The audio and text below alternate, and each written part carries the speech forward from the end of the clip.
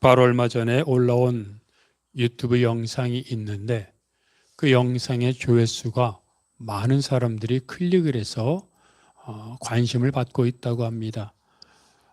개그맨 출신 가수인 이정규 씨가 2019년에 장애인의 날 노래자랑 사회를 받다고 합니다. 근데 지금으로부터 5년 전이죠. 장애인의 날 노래자랑이니 장애를 가진 아이 또는 사람들이 나와서 노래를 하는 겁니다. 근데 그때 한 꼬마 여자아이가 지지대를 하고 무대로 올라왔습니다. 그런데 그 아이만 올라온 것이 아니라 그 아이와 함께 어머니가 올라왔는데 어머니는 그 아이가 지지대를 잡고 있는 그 아이가 넘어지지 않도록 뒤에서 꽉 잡고 있었습니다. 아이를 뒤에서 꽉 잡고 있고 그리고 이제 스탠드 마이크로 이제 노래를 아이가 부르는데 아이가 넘어지지 않도록 뒤에서 꽉 잡고 있으면서 또 어머니는 아이만 사람들에게 보이도록 아이 뒤에서 고개를 숙였고 그리고 보니까 노래가 끝날 때까지 무릎을 꿇고 아이와 함께 읊조리고 노래를 부르더라는 겁니다. 아이만 보이게 뒤에서 고개를 숙이고 아이가 넘어지지 않도록 무릎을 꿇고 지지대를 잡고 있는 엄마. 그리고 노래가 끝날 때까지 아이와 함께 노래를 같이 불러줘서 떨지 않게 했던 어머니의 모습.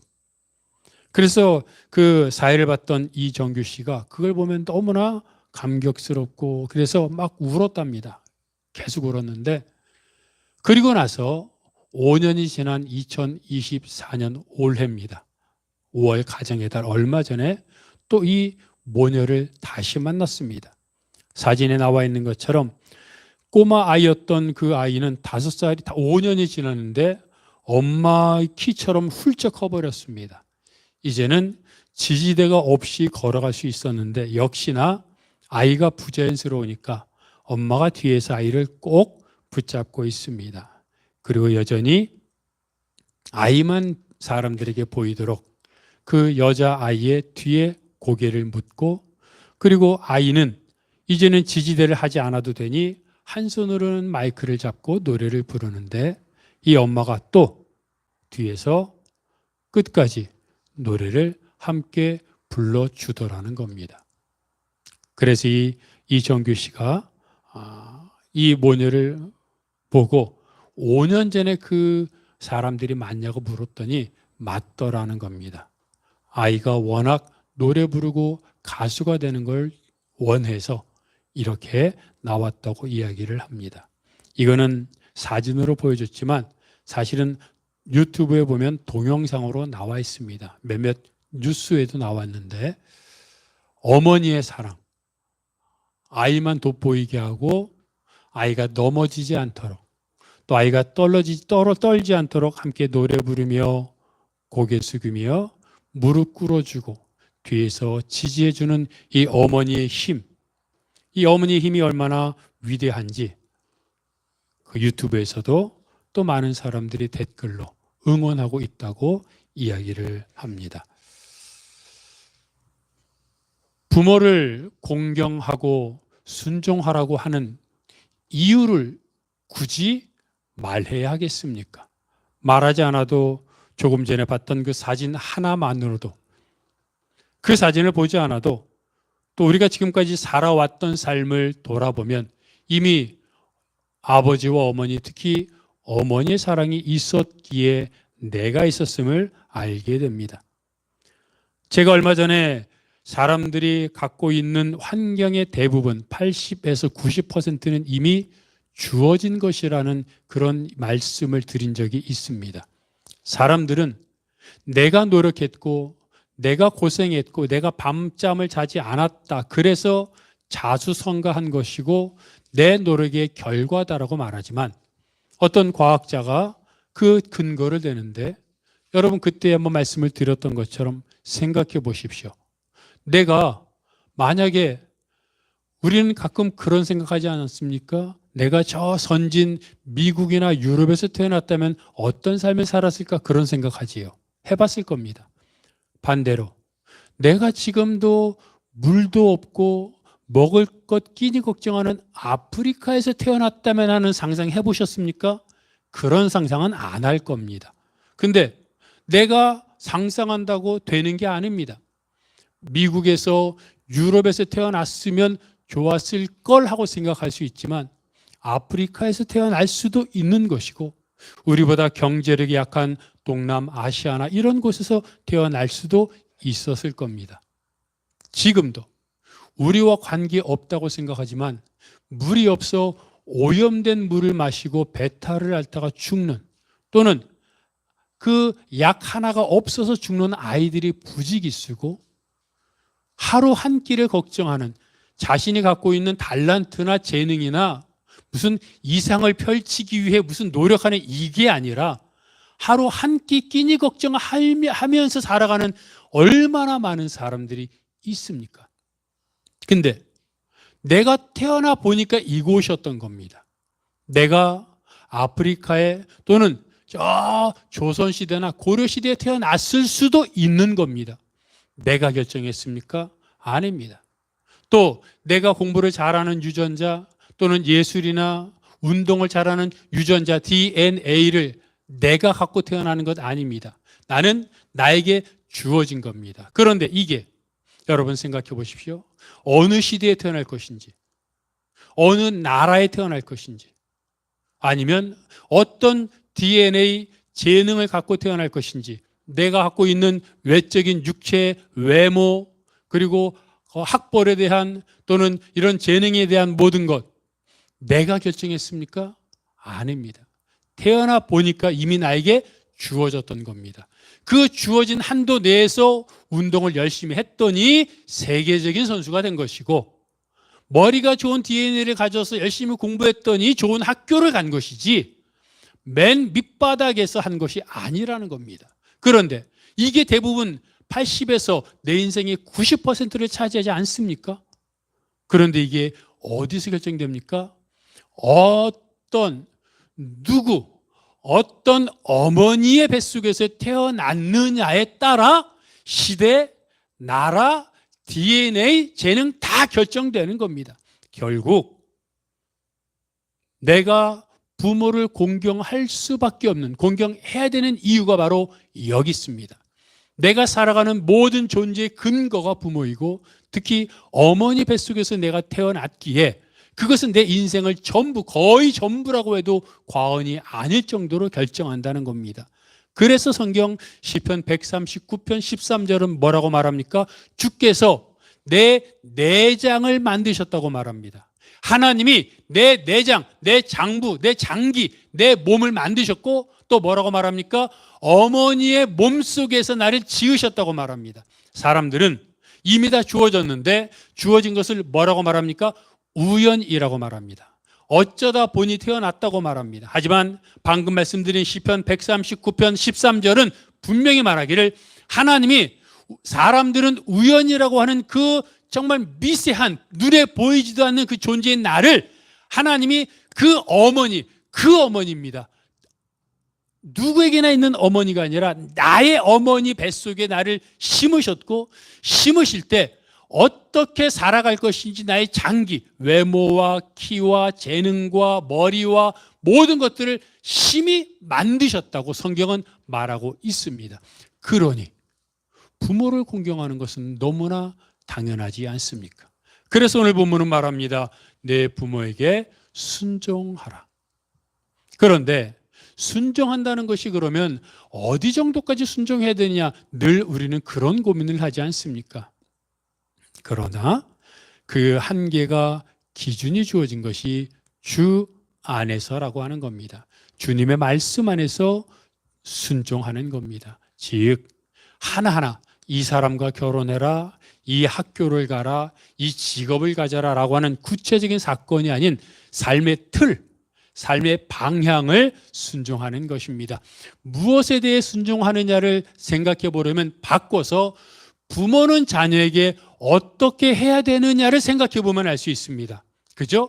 자녀는 부모에게 순종해야 되는데 그럼 부모는 자녀에게 어떻게 해야 되느냐? 우리가 오늘 읽은 본문 에베소서 6장 1절부터 3절까지 다음에 있는 4절을 보면 뭐라고 되어 있느냐면 부모에게 너의 자녀를 노엽게 하지 말고 오직 주의 교훈과 훈계로 양육하라고 말합니다. 즉 부모는 자녀를 어떻게 양육해야 되냐면 오직 다른 기준이 없습니다. 주의 교훈, 주의 훈계입니다. 주님의 교훈과 훈계가 뭡니까? 하나님의 말씀이고요. 그 하나님의 말씀은 큰 테두리로 말하면 신앙이요 믿음입니다. 하나님의 신앙, 믿음의 기준 안에서 하나님의 말씀을 토대로 자녀를 양육하는 겁니다. 어떤 부모는 저도 교회에서 신방하라고 성도들과 얘기를 나눠보면 다른 가정에 비해 유독 자녀를 경제적인 관념에 철저하게 교육하는 가정이 있습니다. 어렸을 때부터 용돈을 정확하게 주고 부모와 자녀 간에도 무슨 돈 아빠 엄마 돈 500원만 하나 사줘요라고 해서 사주는 게 아니라 한 달에 용돈을 딱 줬으면 그걸로 끝입니다. 그리고 부모와 자녀 간의 돈거래도 채권 채무 관계를 확실하게 해서 빌려줬으면 나중에 돌려받고 심지어는 이자도 받고 그런 가정을 제가 본 적이 있습니다. 그래 왜 그러냐 그랬더니 이 사회가 어떤 사회인데 어렸을 때부터 철저하게 경제관념을 가르쳐야 돈을 흥청망청 쓰지 않고 돈이 얼마나 귀한지 알 것 아닙니까? 라고 말하더라고요. 한편 수긍이 같습니다. 그런데 속으로는 좀 지나치다라는 생각도 하기는 했습니다만은 어떤 부모는 그래서 지금까지 자신이 살아온 중에 경제가 중요하다, 돈이 중요하다고 생각하니 어렸을 때부터 자녀들에게 저축하는 습관, 또 어떤 자녀들에게는 주식하라고도 한다고 하지 않습니까? 요즘은 그런 걸 가르치는 가정이 있고 또 어떤 자녀에게는 부모가 원하는 직업, 이런 직업은 유망하고 이런 직업은 절대 밥 굶지 않으니 이런 직업을 가지도록 말하지 않아도 자녀가 이런 직업으로 갈 수 있도록 계속 그런 직업에 관한 그런 정보, 그런 기회를 자꾸 줌으로 인해 아이가 나도 모르게 자동적으로 그 직업 쪽으로 가도록 만드는 경우도 있습니다. 이것이 다 뭡니까?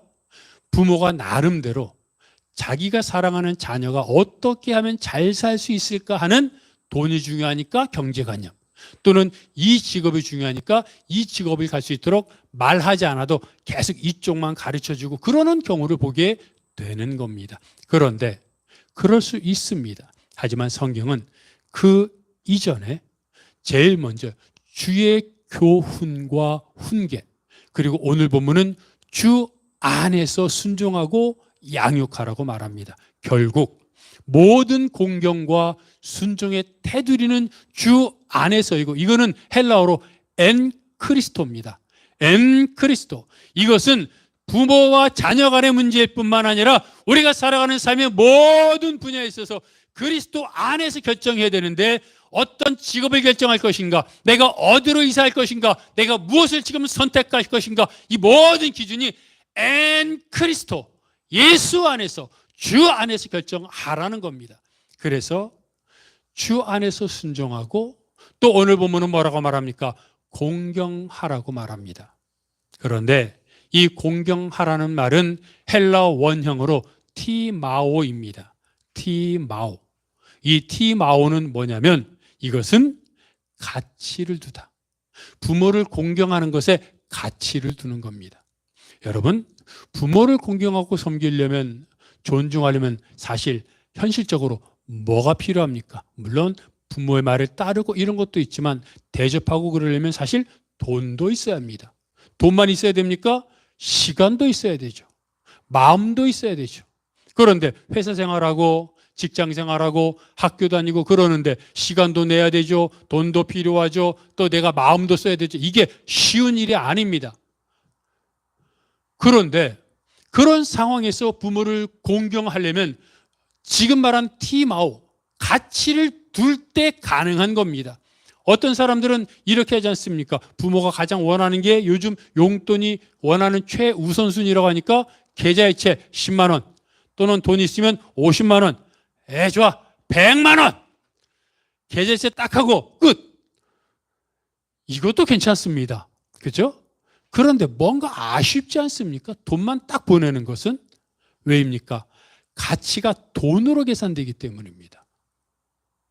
가치를 둔다는 건 바꿔 말하면 우선순위를 두는 것이고, 다른 것에 앞서 내가 지금 해야 될 일도 있고, 몸도 피곤하고, 돈도 부족하고, 내가 지금 이런저런 어려운 형편 가운데 있지만 그래도 부모 공경이 나에게 최우선이니 내가 없는 살림에 조금이라도 떼어, 없는 시간을 내어, 그리고 피곤하지만 힘을 내 부모를 찾아뵙고 갈비탕 한 그릇이라도 더 대접해 드리는 이런 가치를 두는 게 공경이라는 겁니다. 단순히 돈을 계좌이체 하는 것이 아니라 부모를 찾아뵙고 만나서 어깨라도 주물러 드리고, 그리고 눈빛이라도 마주치는 것, 이게 바로 가치를 두는 티마오입니다. 우리는 그렇게 부모를 공경해야 되는 겁니다. 그런데 성경은 보니까 감사하게도, 제가 뭐라 그랬습니까? 부모를 공경해야 될 이유를 따로 말할 필요가 없다고 말했습니다. 왜냐하면 나의 존재 자체가, 그리고 지금의 나의 모습이 부모의 노력, 부모로부터 받은 은혜의 산물입니다. 그러니 부모를 공경 안 하는 게 잘못하는 것이지, 부모를 왜 공경하느냐고 묻는다면 그것처럼 배은망덕한 것이 없는 겁니다. 그런데 성경은 그렇게 당연히 부모를 공경해야 되는데, 그렇게 부모를 공경하는 사람들에게 뭐라고 말합니까? 약속이 있는 첫 계명이니 너가 잘 되고 땅에서 장수하리라. 얼마나 감사합니까? 여러분, 이 땅을 살면서 사람들이 원하는 출세라는 게 뭡니까? 출세라는 건 땅에서, 우리가 사는 이 세상이 땅 아닙니까? 내 인생, 죽을 때까지 사는 인생에서 잘 되는 겁니다. 잘 된다는 것은 우리가 그냥 머릿속으로 생각해 봐도 뭐 돈, 뭐 건강, 뭐 이런 거 다 있는 것 아닙니까? 명예, 권력, 이게 잘 되는 겁니다. 평안한 것. 그리고 또 거기에다가 장수죠. 장수란 단순히 목숨만 긴 것이 아니라 건강하게, 그리고 흔히 말하는 치매도 걸리지 않고 건강하게 지혜롭게 오래 사는 것, 잘 오래 사는 것이 각 모든 사람들이 원하는 겁니다. 그런데 부모에게 순종하고 공경하면 이런 복을 하나님이 주신다는 겁니다. 부모 공경을 안 해야 될 이유가 없지요. 오히려 해야, 그것은 누구를 위한 겁니까? 알고 봤더니 나를 위한 거더라는 겁니다. 그런데 생각해 보면 부모 공경과 잘되고 장수하는 게 사실 아무런 인과관계가 없지 않습니까? 여러분, 잘 되려면 공부 잘해야죠. 사실 잘 되려면 사업을 잘해야죠. 잘 되려면 인맥도 좋고, 그리고 여러 사람 잘 사귀고 사글사글하고 뭐 그렇게 사람들 눈에 보이고 이렇게 해야 잘 되는 거죠. 그리고 줄도 잘 서고, 그게 우리가 아는 잘 되는 비결 아닙니까? 또 장수하려면 어떻게 됩니까? 운동하고 소식하고, 그리고 또 뭐 흔히 말하는 야채 위주로 먹고, 또 요즘 흔히 말하는 돈 들어서 줄기세포도 맞고 뭐 이런 것 아닙니까? 건강관리 잘하는 것. 이래야 장수하는 거죠. 그런데 성경은 그렇게 말하지 않더라는 겁니다. 물론 부모에게 공경하고 순종하면 사람들에게 소문나겠죠. 효자라고 소문나면 아이고 저 사람 인성이 괜찮은데 우리 회사에서 쓸까? 이러면서 뭐 취직도 잘 될 수 있을 겁니다. 또 그 집안 가정 분위기가 얼마나 좋겠습니까? 부모가 효도하는 모습을 보고 자녀들이 그대로 본받고, 또 효도하는데 뭐 말다툼이나 싸움이 있겠습니까? 다 화평하고 분위기도 좋을 겁니다. 그러니 부모 공경과 순종을 하면 자녀들도 분위기 좋고 자녀들도 효도 잘하고, 또 그런 모습을 보고 사람들이 우리 회사 가서 일해 뭐 이런 것도 있을 것이고 아마 두루두루 좋을 것입니다. 그런데 성경이 말하는 게 이런 걸까요? 부모 공경하고 효도하면 사람들이 인정하고 가정 분위기도 좋아지고 자녀도 효도하고 또 사람들이 알아주니 취업도 잘 될 것 같고 그런 것이니 잘 되고 장수할 것이다 라는 말일까요? 아닙니다. 여기서 말하는 건 하나님, 예수님을 믿든 안 믿든 부모를 공경하면 그렇게 잘 될 거야 라고 말하는 일반론적인 것을 말하는 것이 아닙니다. 오늘 본문은 확실하게 하나님이 그렇게 부모를 공경하고 순종하는 사람에게 잘 되고 장수하도록 해 주신다는 겁니다. 하나님이 하시는 겁니다. 그 근거가 무엇입니까? 오늘 본문에서 말했던 주 안에서입니다. 여러분, 예수님을 믿지 않는 사람들은 부모 말에 순종하고 공경하더라도 하나가 빠졌는데 주 안에서가 빠졌습니다. 왜냐하면 주님을 모르니까. 주 안에서 어머님, 아버님 예수 믿으세요. 또 주님 말씀대로 살아가세요. 전도하고 이런 것들을 할 수가 없습니다. 안 믿는데 어떻게 전도합니까? 순종할 수 있습니다. 공경할 수 있습니다. 부모님에게 좋은 식사 대접하고 부모님을 걱정하고 효도할 수 있지만 예수 그리스도를 소개하는 주 안에서의 삶은 살아갈 수가 없습니다. 모르니까요. 그런데 그런 사람들은 모르는 주 안에서 하나님 말씀을 순종하고 그리고 공경하면서 살아가면 하나님이 그러지 못한 사람들에게 누릴 수 없는 잘됨과 장수의 복을 허락하여 주신다는 겁니다. 그러니 우리는 공경하고 순종해야 하는 겁니다. 결국 부모에게 공경하고 순종하라는 말의 포인트는 무엇입니까? 순종하라는 겁니다. 주 안에서 순종하라는 것이죠. 생각해 보면 우리의 참된 부모가 누굽니까? 육적인 부모도 부모인데 우리가 늘 부모라고 하면 무엇보다 하늘에 있는 하늘 아버지를 생각하게 되지 않습니까? 마태복음 1장은 족보로 시작이 되는데 아브라함부터 내려오는 족보입니다. 아브라함이 이삭을 낳고 이삭이 야곱을 낳고 야곱이 유다와 그의 형제들을 낳고 이렇게 시작됩니다. 그래서 예수님까지 내려오죠. 그런데 똑같은 족보가 누가복음 3장에도 기록되어 있습니다. 그 누가복음 3장에는 거꾸로 마태복음 1장은 아브라함부터 밑으로 내려가는 건데 누가복음 3장은 밑에서부터 위로 올라가는 겁니다. 예수로부터 시작해서 예수의 아버지가 누굽니까? 요셉이죠.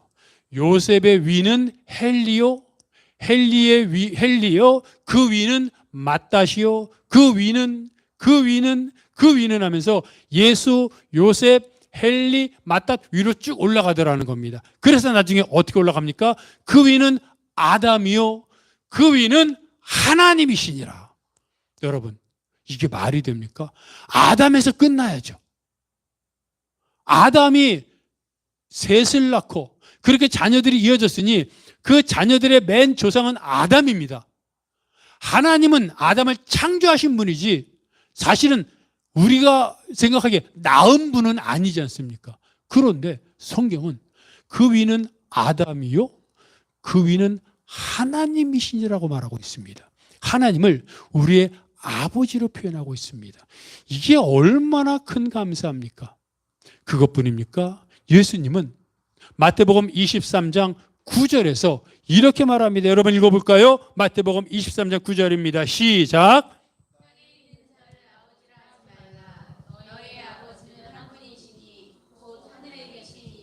뭐라고요?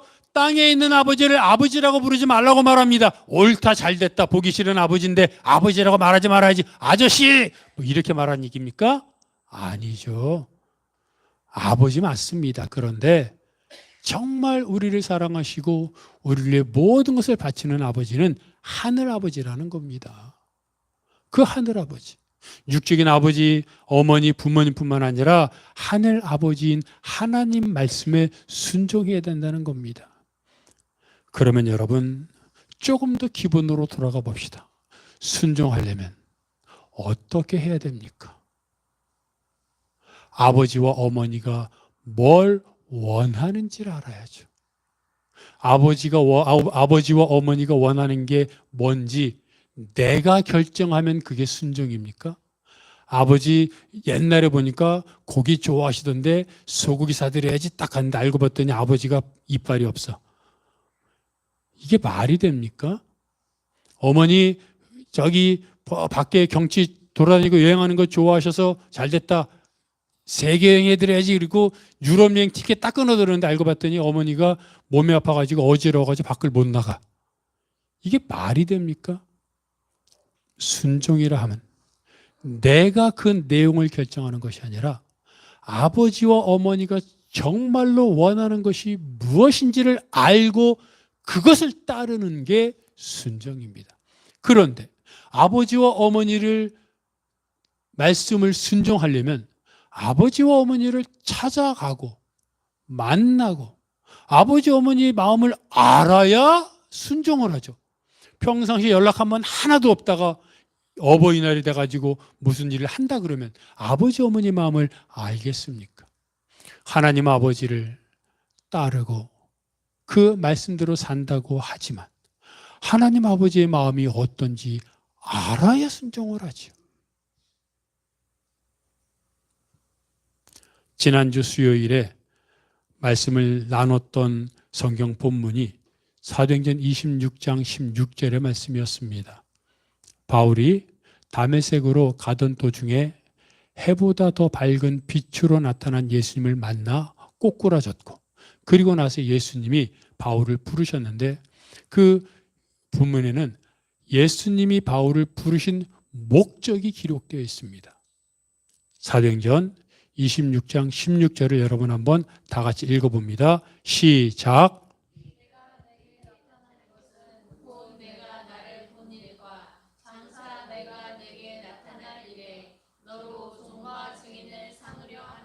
자, 보십시오. 예수님이 바울에게 나타난 이유는 바울을 종과 증인으로 삼기 위해서 나타나신 겁니다. 그런데 이게 같은 말인 것 같지만 잘 보면 종은 뭡니까? 노예, 시키는 대로 하는 사람입니다. 그러니까 순종하라는 뜻이죠. 증인은 뭡니까? 보고 듣고 경험한 것을 증언하는 사람입니다. 그러니 종과 증인이란 말은 바울에게 너가 예수님 말하는 겁니다. 바울에게 바울아 너가 보고 듣고 경험한 것을 종으로 내가 시키는 대로 증언하면서 살아 그 말하는 겁니다. 그런데 종과 증인으로 살려면 뭘 해야 됩니까? 뭘 봤어야 증인하죠. 뭘 경험했어야. 그래서 예수님이 뭐라 그러는 겁니까? 이 앞부분에 그렇게 말하죠. 내가 너에게 나타난 것은 곧 너에게 너가 나를 바울이 예수님을 본 일 그리고 예수님이 바울에게 앞으로 나타날 일 그걸 증거하라는 겁니다. 바울아 내가 지금 너에게 나타났지 나를 만났지 내가 살아있지 그거야. 그리고 앞으로 너가 살아가는 동안에 내가 너와 동행하고 너와 교제하고 너가 너에게 나타나서 너와 함께 할 거야. 그러면서 내가 가르쳐주고 내가 원하는 것이 무엇인지 하늘나라가 어떤 데인지 복음이 무엇인지 다 가르쳐줄 거야. 그걸 증거해라고 말하는 겁니다. 무슨 말입니까? 바울을 종과 증인으로 부르셨는데 부르시면서 뭘 증거하냐면 예수님을 만난 경험 그리고 앞으로 예수님이 바울에게 나타나셔서 이것저것 다 말씀하시고 경험하게 하실 것을 너가 경험한 걸 그대로 전달해 라고 말하는 겁니다. 무슨 말이냐면 경험해야 된다는 겁니다. 하나님 앞에 나아가야 한다는 겁니다. 그래서 하나님을 만나고 경험해야 그것을 종으로 증인으로 살아가는 겁니다. 얼마 전에 무속인이었다가 예수님을 만난 한 집사님의 간증 동영상을 본 적이 있습니다. 그분은 21살 때 신내림을 받았습니다. 그리고 26년 동안을 무속인으로 무당으로 지냈습니다. 근데 하다 보니까 이제 영험하니까 신내림을 받았으니까 뭐 진짜 귀신 있지 않습니까? 그러니까 잘 되고 등급 그리고 그 위치가 올라가 가지고 나중에는 일정한 높은 위치가 됐고 밑에 제자들도 거느리는 그런 높은 위치에 올랐습니다. 어느 날 제자들을 데리고 무슨 뭐 도량이라고 하나 뭐 가서 산에 가서 그냥 바위에다가 딱 해서 거기서 기도하며 쫙 이제 하는데 기도하다가 눈을 딱 떴는데 갑자기 자기가 기도하는 큰 바위가 있었는데 바위에 커다란 십자가가 환하게 비치더라는 겁니다. 놀랐습니다. 그걸 보고는 꼬꾸라지고 엎드러졌습니다. 그리고 제가 잘못했습니다. 용서해 주십시오라는 말이 튀어나왔습니다. 그리고 나서 예수 믿게 됐습니다. 이제 그걸 뭐 간증을 제가 다 말할 수는 없으니까. 근데 그리고 나서 이제 교회를 찾아가서 신앙생활을 하게 됐는데 또 놀랐답니다. 그렇게 위대한 하나님이라고 하는 신을 모시는데 말씀도 읽지 않고 기도도 안 하고 그리고도 태평하게 사는 사람들을 보면서 놀랐다는 겁니다. 어떻게 저렇게 살지? 자기가 모셨던 신은 그 신을 모시기 위해 새벽마다 지성을 드리고 매일마다 계속해서 기도하고 또 일부러 시간을 내서 산에 가가지고 치성을 드리고 기도하고 우리가 그 용어를 모르지만 계속해서 기도를 하는데 그렇게 안 하면 안 되는 게 신벌을 내린다는 겁니다. 도망치거나 그렇게 지성을 안 드리면 벌을 내리는데 본인은 무당으로 살아야 되니까 본인은 안 건드리고 하나밖에 없는 아들을 데려갔고 그다음에 남편을 계속 아프게 하고 그렇게 하니까 결국 내가 반항하면 할수록 내가 지성을 안 드리면 안 드릴수록 사랑하는 사람들이 죽고 다치니까 결국 그 자기가 모시는 신의 말대로 할 수밖에 없는 겁니다.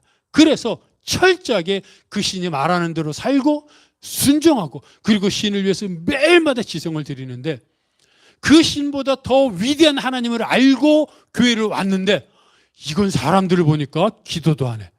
말씀도 안 읽어. 그런데 태평무사해. 근데 이걸 가만 놔도 하나님이 야, 이런 신을 내가 진작 알았어야 되는데 내가 모셨던 신은 자기 말대로 안 하면 벌 주고 죽이고 막 이러는데 이 큰 위대한 하나님이라는 신은 읽지도 않고 기도도 안 하고 자기 마음대로 사는데도 벌을 안 줘. 야, 참 좋은 신이다 라고 놀랐다는 겁니다. 그러면서 어떤 성도들이 가끔씩 그렇게 얘기를 하더랍니다. 하나님이 안 계신 것 같아. 하나님이 나를 사랑하지 않는 것 같아. 기도에도 응답도 없고 아이고 왜 참 답답해 막 이런 얘기를 듣는답니다. 근데 그런 얘기를 들을 때 이렇게 말을 했답니다. 당신이 내가 신을 모실 때 했던 그런 기도의 반만 해보십시오. 내가 드릴 때 지성 드릴 때 기도했던 모습의 반만 하면 하나님을 매일 만날 겁니다. 매일 하나님 경험하고 매일 하나님과 동행할 겁니다. 근데 그렇게 안 하면서 응답 안 해주신다. 하나님이 나를 사랑 안 하시는 것 같다. 아니 그분은 하나님을 정말 그렇게 경험하고 그렇게 위치가 높은 무속인을 버리고 얼마나 많은 또 그 신의 그 장군신을 모셨다는데 장군신이 얼마나 많이 또 방해했는지 모릅니다. 그걸 다 무릅쓰고 와서 하나님을 섬기는데 그렇게 태평스럽게 모시는 다니는 성도들을 보면서 답답했다고 말을 합니다. 어버이주일입니다. 육신의 어버이도 어버이지만 저도 그렇지만 여러분도 우리의 진짜 아버지는 하나님이십니다. 그런데 보면요. 사랑하는 만큼 보입니다. 사랑하는 만큼 순종합니다. 자녀들이 오면 힘들어도 밥 해주고 돈 없어도 힘들어하는 모습 보면 그냥 흔히 말하는 여기 치마에 딱 꼬깃꼬깃 했던 돈 다 꺼내서 주지 않습니까? 왜요? 사랑하니까. 달라고 하지 않아도 주는 겁니다. 배고프지 않다고 해도 밥 해주는 겁니다. 사랑하면 해주고 싶고요. 사랑하면 순종하고 사랑하면 눈에 보입니다. 우리는 늘 하나님을 사랑한다고 말합니다. 예수님도 말합니다. 너희가 나를 사랑하면 내 계명을 지킬 것이다. 우리는 주님을 사랑합니다. 그런데 내가 정말로 입술로 고백하는 것처럼 정말로 주님을 사랑하는지 기준이 있는데 그것은 얼마나 매일 하나님 앞에 나아가느냐 하는 겁니다. 하나님이 살아 계시는데 그리고 나를 위해 모든 것을 주시는 아버지인데 그 아버지 앞에 내가 사랑한다고 말하면서 아버지를 바라보지 않고 아버지 앞에 나아가지 않는다면 그것은 허언이고 빈말이고 그리고 정말이 아닐 수 있습니다. 복음서를 읽으면 읽을수록 알게 되는 것이 있는데 예수님은 말끝마다 아버지 하셨다는 겁니다. 여러분 복음서를 읽어보면요. 나의 아버지께서 하늘 아버지께서 아버지가 계속 하나님을 아버지라 너희들의 아버지다 계속 말합니다. 또 복음서를 계속 읽어보면요. 수시로 예수님이 기도하셨다는 말이 나옵니다. 사람들을 놔두고 기도하러 가셨다가 밤을 새고 새벽이 밝지도 않았는데 기도하시고 계속 기도하는 내용을 기록하고 있습니다. 하나님을 아버지라고 말합니다. 그리고 아버지인 하나님께 늘 기도합니다. 왜요? 아버지니까. 하나님을 사랑하니까. 기도 안 할 수가 없는 겁니다. 기도를 통해 마음의 평안을 누리고 기도를 통해 하나님 앞에 나아가고 그러다 보니 하나님 앞에 나아가면 나아갈수록 내 마음이 하나님의 마음을 닮아가고 내 눈이 하나님이 바라보시는 곳을 바라보게 되고 내 손과 발이 하나님의 손과 발이 되어 하나님이 마음 쓰는 곳에 내가 마음 쓰게 되고 여러분 그게 복된 생활 아닙니까? 꼭 로또가 당첨되어야 꼭 대통령이 되어야 꼭 권력자가 되고 세계 인류 기업에 취직이 되어야 복된 사람입니까? 하나님을 알고 하나님의 마음이 내 마음에 들어와 미운 사람도 사랑하게 되고 섭섭함도 털어내게 되고 그리고 먼저 손 내밀 수 있는 그런 마음으로 살다 하나님 앞에 가게 된다면 하나님께 얼마나 기쁜 영접을 받게 되겠습니까?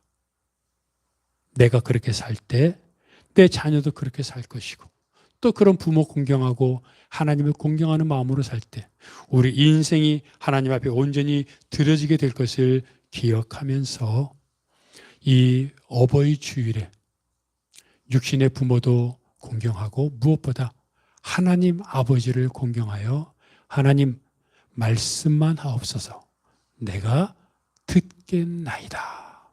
그 마음을 갖고 오늘도 다시 한번 결단하여 또 벌떡 일어나 주님을 위해 주먹 불끈 쥐고 살아가는 여러분이 되시기를 바랍니다. 이 시간 우리 말씀을 기억하면서 다 함께 일어나셔서 주의 손에 나의 손을 포개고 주의 발에 나의 발을 포개요. 함께 찬양하겠습니다. 가사를 생각하면서 찬양하겠습니다. 주보혈 날 정결케 하고 주보혈 날 정결케 주보혈 날 자유케 하니 주보혈 날 자유케 하니 주 앞에 나 예배하니 나의 모든 것을 주께 이내 주의 손 나를 위해 주의 발 날 위해 박히셨으니 주의 발 날 위해 박히셨으니 이제는 내가 사는 것이 아니요 오직 주를 위해 사는 것이라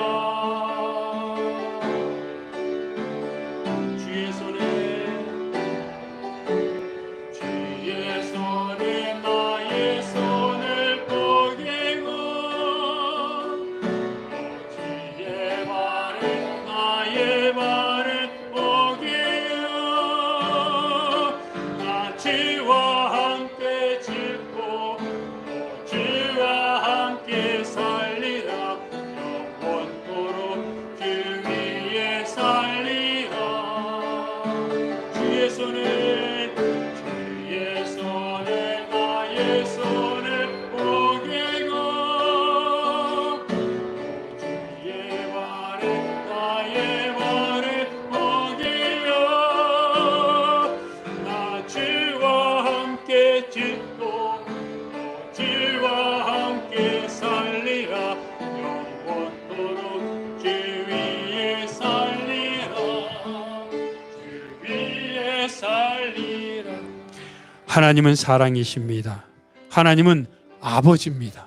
어머니입니다. 이 아버지이고 어머니인 하나님을 우리가 외면하고 산다면 불효를 떠나 얼마나 큰 손해입니까?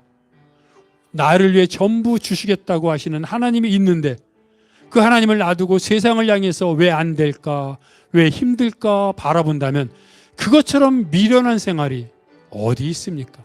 하나님이 이 시간 우리를 향하여 내가 너의 하늘 아버지다 말씀하십니다. 그 아버지 앞에 나아가 하나님 사랑합니다, 하나님 사랑합니다 고백하면서, 주님을 사랑한다고 고백하면서 주님을 살겠다고 결단하며 함께 통성으로 기도하겠습니다. 하나님 아버지, 오늘도 하나님 앞에 나왔습니다. 우리의 하늘 아버지가 되시는 전능하신 만군의 여호와 하나님 아버지를 찬양합니다. 하나님, 오늘도 하나님 앞에 우리의 삶을 드리게 하시고 매일 매 순간 하나님을 바라보며 하나님을 기억하게 하셔서 언제나 하나님과 동행하며 하나님을 찬양할 수 있도록 도와주시옵소서. 아버지 하나님, 이 땅을 살아가며 우리가 겪는 수많은 어려운 고난과 힘든 일들이 있지만 그것 또한 하나님의 손 안에 있음을 고백하오니, 주여 우리에게 은혜를 부어주시고 말씀하여 주셔서 하나님의 은혜와 능력으로 이 땅에서 승리하며 이 땅에서 하늘을 나는 독수리로 땅을 달려가는 젊은이로 살아갈 수 있도록 주여 도와 주시옵소서. 그래서 하나님 말씀으로 우리가 다시 일어서게 하시고 우리 가운데 있던 모든 힘든 어려운 문제와 기도 제목이 응답받고 가족들이 다 구원받으며 그 안에 있는 모든 갈등이 해소되고 하나님 앞에서 하나 되어 주의 사랑으로 믿음 가운데 서는 가족들, 성도들 되게 하여 주시옵소서. 주여 도와주시옵소서.